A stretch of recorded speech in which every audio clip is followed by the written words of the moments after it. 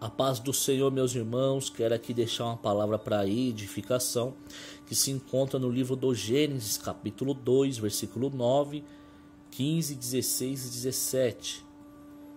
E o Senhor Deus fez brotar da terra toda a árvore agradável à vista e boa para a comida, e a árvore da vida no meio do jardim, e a árvore da ciência do bem e do mal.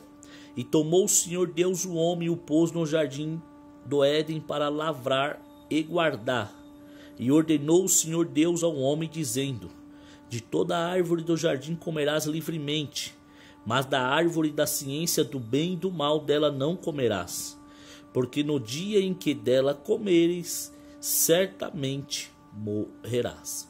Queridos, quando que lemos a palavra de Deus no livro do Gênesis, observe que Deus providenciou tudo o que o homem precisava.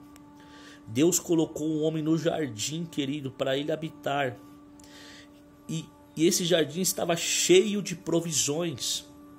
No entanto, Deus coloca um limite para o homem, para o ser humano, dizendo assim: de toda árvore comerás livremente, mas da árvore do conhecimento do bem e do mal dela não comerás, porque no dia em que dela comeres, certamente morrerás.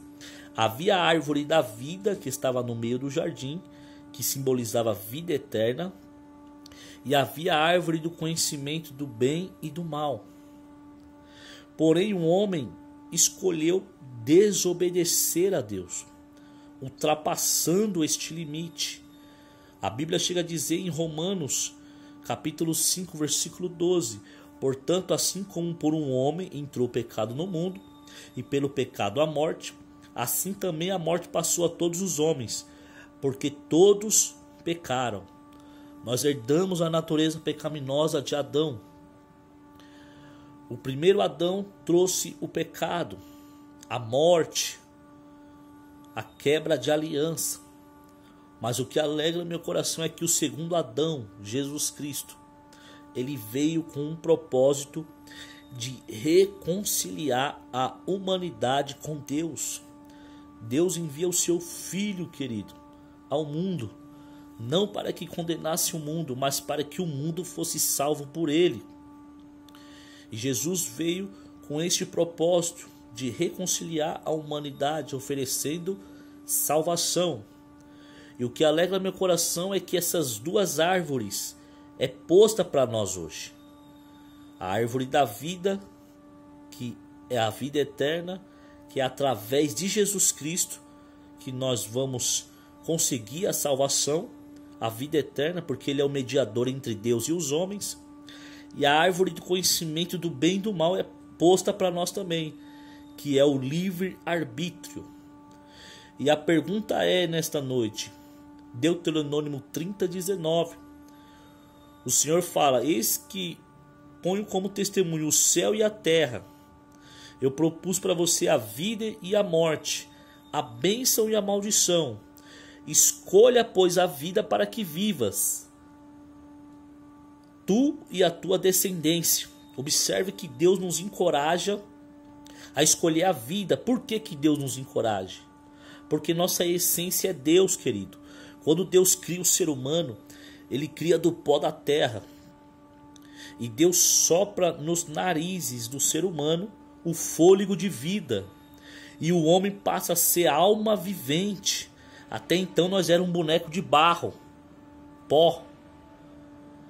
Então nós saímos de dentro de Deus. Deus teve que soprar para a gente se tornar alma vivente.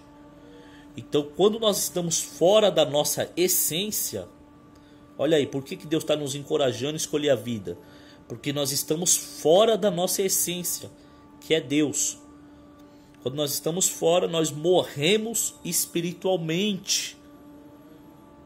Então é você que escolhe a vida ou a morte. Romanos 6:23. O salário do pecado é a morte. E esta morte é a separação eterna de Deus.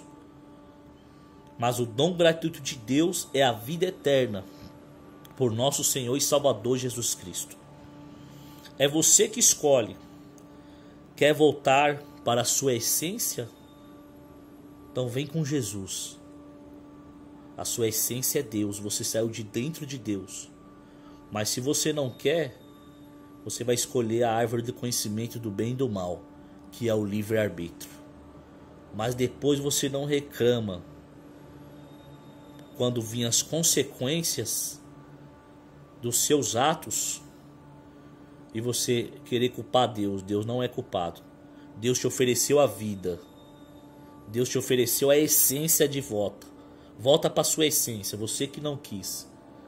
Você escolheu a morte eterna, a separação eterna de Deus. Então fique com esta mensagem para reflexão. Qual árvore você vai escolher? A da vida eterna ou a árvore do conhecimento do bem e do mal, que é o livre-arbítrio? Deus te abençoe.